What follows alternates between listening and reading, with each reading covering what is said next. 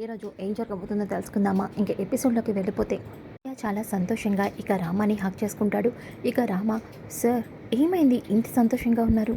రామలక్ష్మి, నాకు మళ్ళీ ఉద్యోగం వచ్చింది, మళ్ళీ మన కాలేజ్లోనే కోచ్గా నన్ను జాయిన్ అవ్వమని ప్రిన్సిపల్ చెప్పారు.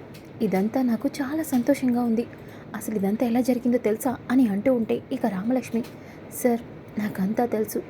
అవును, మీరు ఉద్యోగం కోసం తిరుగుతున్నారని, అలాగే మన కాలేజ్లోనే మీకు ఉద్యోగం ఇప్పించమని నాన్నగారితో చెప్పింది నేనే.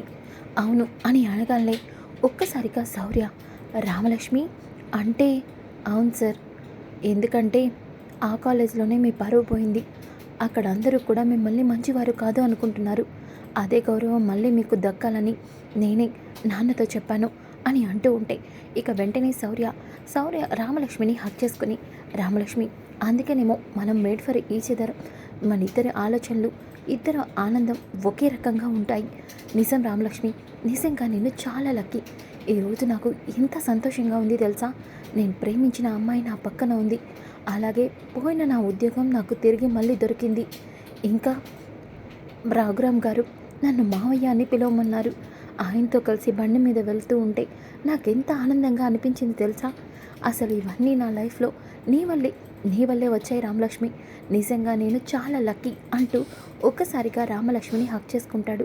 ఇక రామలక్ష్మి, సార్ ఎందుకు ఇంత చేస్తున్నారు? మీరు చాలా మంచివారు సార్. మీ మంచితనానికి మీకు దక్కాల్సినవన్నీ ఇప్పుడు దక్కాయి సార్ అని అంటుంది. లేదు రామా, నిజం, ఇదంతా నీ వల్లే వచ్చింది.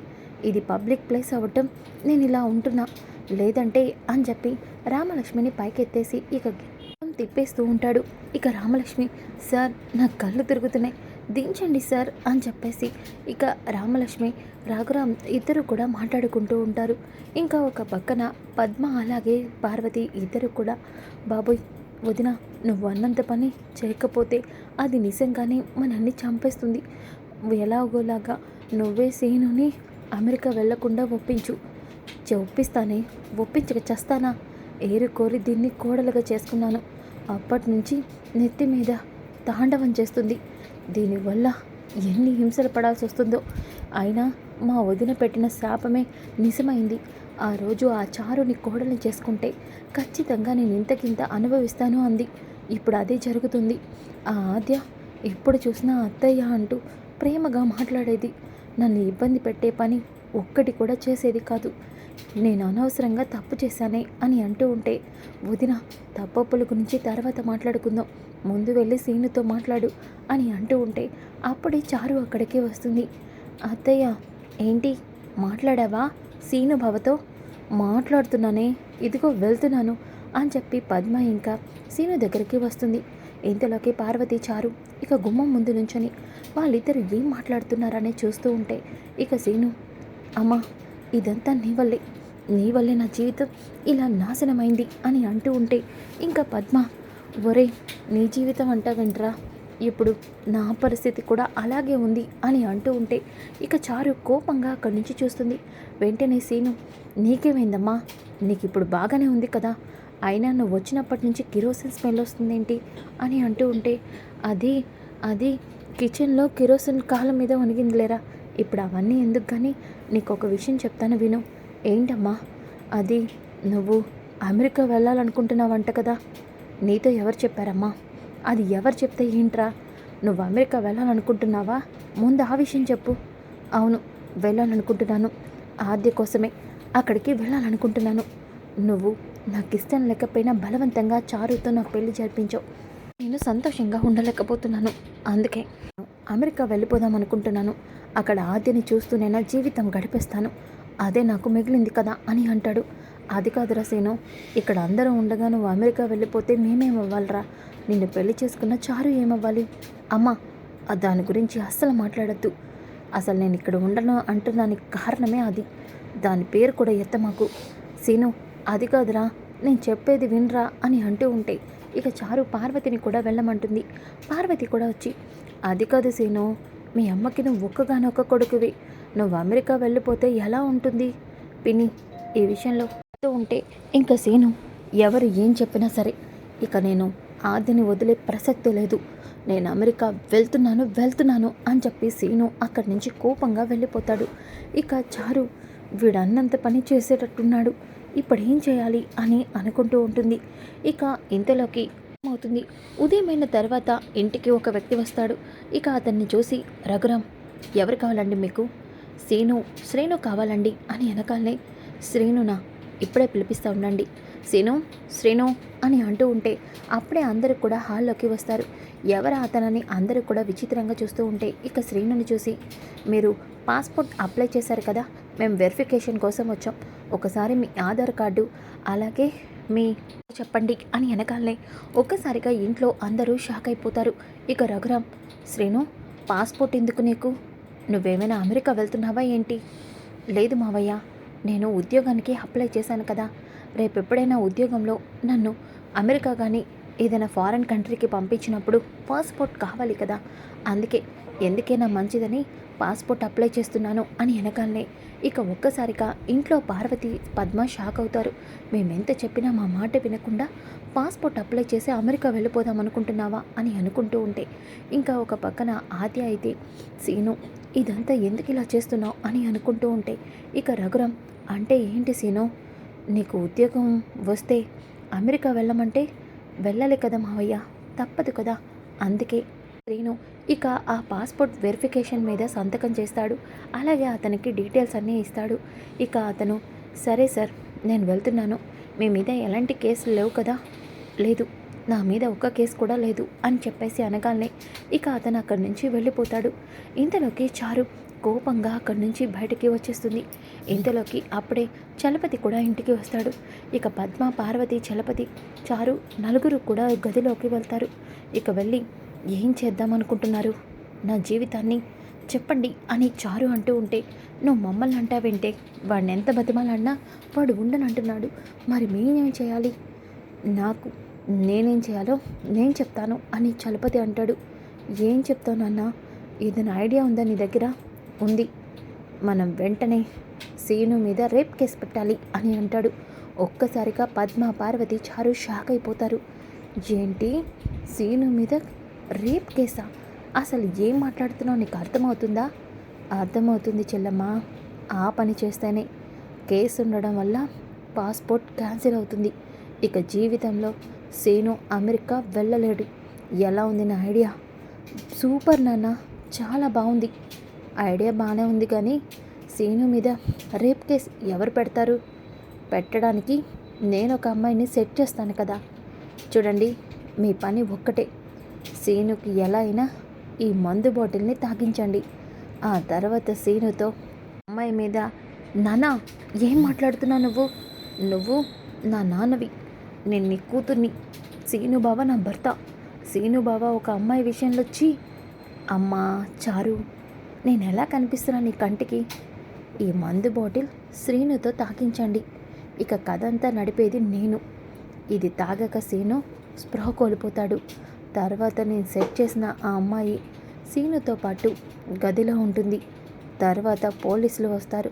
అదే టైంకి ఆ అమ్మాయి బోరున ఏడుస్తూ బయటికి వచ్చి సీను తన జీవితాన్ని నాశనం చేశాడని చెప్తుంది. దాంతో పోలీసులు సీనుని అరెస్ట్ చేస్తారు. కేసు ఫైల్ అవుతుంది. ఆ తర్వాత మనం ఏదో ఒకటి చెప్పి సీనుని బయటికి తీసుకొస్తాం. అలా చేస్తే మా అన్నయ్య సీనుని క్షమించడు, ఇంట్లో కూడా ఉండనివ్వడు. అవును బావగారు, అలాంటి పని సీను చేస్తే ఎట్టి పరిస్థితిలో క్షమించరు. మాకు కావాల్సింది కూడా అదే. ఈ దెబ్బతో సీను ఈ ఇంట్లోంచి బయటికి వచ్చేస్తాడు. చారు, సీను ఉద్యోగం చేసుకుంటూ హ్యాపీగా వేరే ఊర్లో సెటిల్ అయిపోతారు. ఆద్య గోల, ఆద్య పేరు కూడా ఎత్తడు. ఈ దెబ్బతో ఆద్య కూడా సీనుని ఆశ్రయించుకుంటుంది. ఎలా ఉంది నా ఐడియా అని వెనకాలనే, చాలా చాలా బాగుంది నాన్న, నాకు నచ్చలేదు, చండాలంగా ఉంది అని పద్మ అంటుంది. ఇక చారు, మీకు నచ్చితే ఎంత, నచ్చకపోతే ఏంటి, నాకైతే బాగా నచ్చింది నాన్న. ఈ ప్లాను నువ్వు వర్కౌట్ చేయి, ఇప్పుడే ఈ సీసా నాకు ఇచ్చేసే అని చెప్పి చారు ఇంకా ఆ సీసా తీసుకొని ఉంటుంది. ఇక పద్మ, పార్వతి ఏం చేయాలో అర్థం కాక ఉంటే ఇంతలో చలపతి, నా కూతురు సంగతి తెలిసిందే కదా, అది అనుకున్నది జరగకపోతే మీ ప్రాణాలు కూడా తీస్తుంది, దాన్ని అలా వదిలేయండి అంటూ అక్కడి నుంచి వెళ్ళిపోతాడు. ఇక పద్మ, ఏంటి ఇలా జరిగితే నా కొడుకు నాకు దూరం అయిపోతాడు. అన్నయ్య వాడిని ఏం చేస్తాడో ఏంటో. వాడి జీవితాన్ని కన్న తల్లిగా నేనే నాశనం చేస్తున్నాను. నాకేం అర్థం కావట్లేదే. నాకేం చేయాలో తెలియడం లేదు అని పార్వతి, పద్మ ఇద్దరు కూడా చాలా టెన్షన్ పడుతూ ఉంటారు. ఇంకా చారు అయితే సీను బావతో ఎలా అయినా ఈ మందు బాటిల్ తాకించాలి, ఏం చేయాలి అని ఆలోచిస్తూ ఉంటే అప్పుడే సీను ఉంటాడు.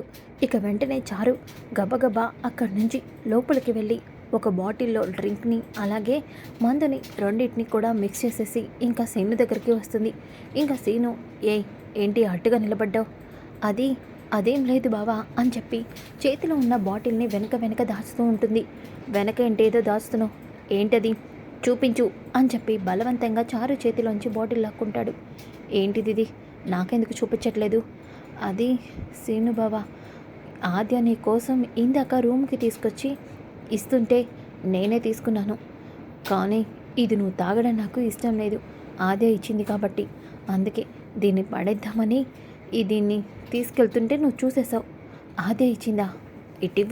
ఇవ్వు అని చెప్పేసి కావాలని సీను అది ఇష్టం లేకపోయినా అది గడగడమంటూ తాగేస్తూ, ఇదేంటిది వెరైటీగా ఉంది, ఆద్య వాళ్ళ నాన్నతో ఫారెన్ నుంచి తెప్పించి ఉంటుంది అని చెప్పేసి సీను ఇంకా ఆ బాటిల్లోని మందంతా కూడా ఆద్య ఇప్పించిందనుకొని తాగేస్తూ ఉంటాయి.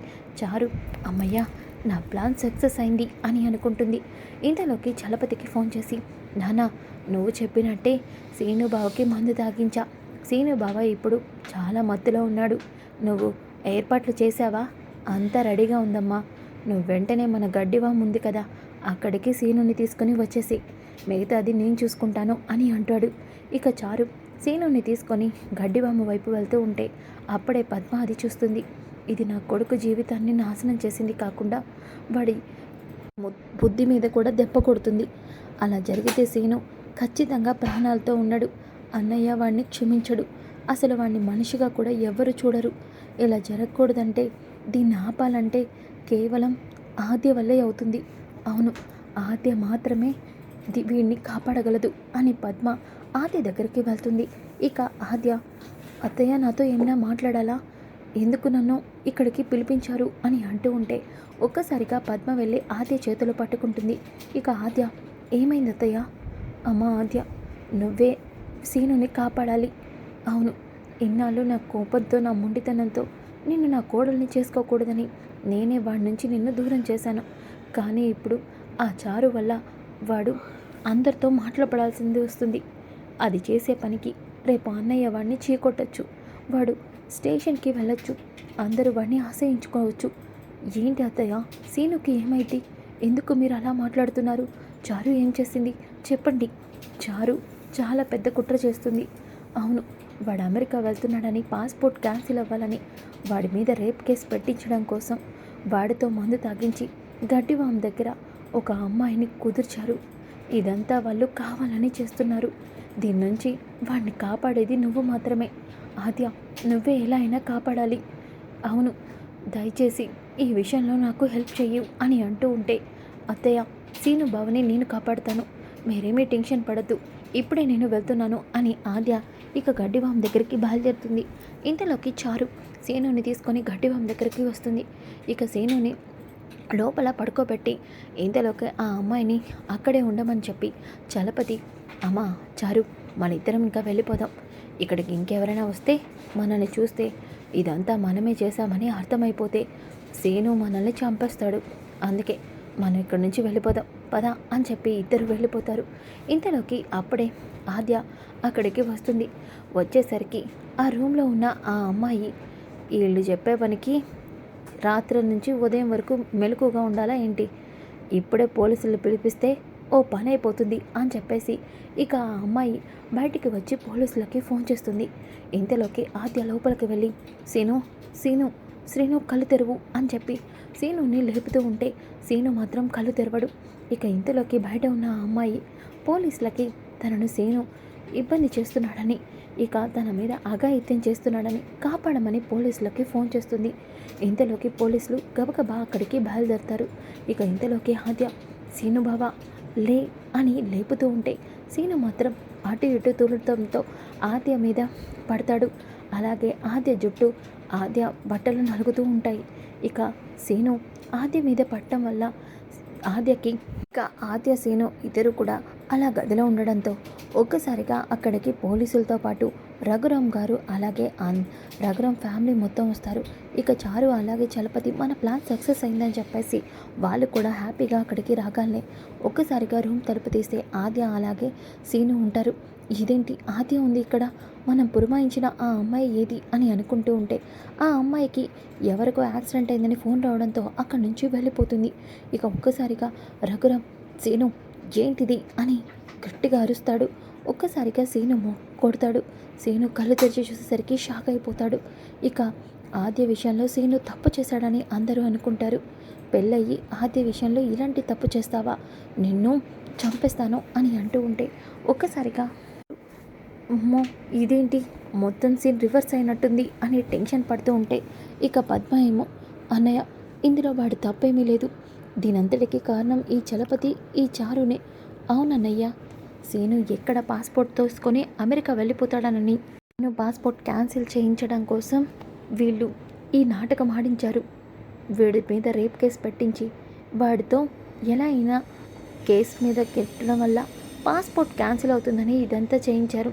అది తెలిసి నేను ఆద్యని సహాయం అడిగాను. అవును అన్నయ్య, దీంట్లో పద్మ మొత్తం నిజం చెప్పడంతో ఒక్కసారిగా రఘురామ్ షాక్ అవుతాడు. ఇంకా పద్మ నేను తప్పు చేశానన్నయ్య, ఈ చారుని కోడల్ని చేసుకొని చాలా పెద్ద తప్పు చేశానన్నయ్య. ఆద్య లాంటి బంగారం లాంటి ఆ అమ్మాయిని వదిలేసి వాడికి తప్పు చేశాను, వాడు బాధను అనుభవిస్తున్నాడు, నేను కూడా దీనితో వేగలేకపోతున్నాను. ఇది చేసిన తప్పులు అన్నీ ఎన్ని కాదన్నయ్య అని చెప్పేసి ఇక చారు నిజ స్వరూపాన్ని రఘురామ్ ముందు బయట పెడుతుంది Padma. So friends, coming episode చాలా ఇంట్రెస్టింగ్గా ఉంటుంది. Don't miss. ఈ వీడియో నచ్చితే తప్పకుండా లైక్ చేసి షేర్ చేయండి. Thanks for watching. ఏ రోజు ఏం జరగబోతుందో తెలుసుకుందామా ఇంకా ఎపిసోడ్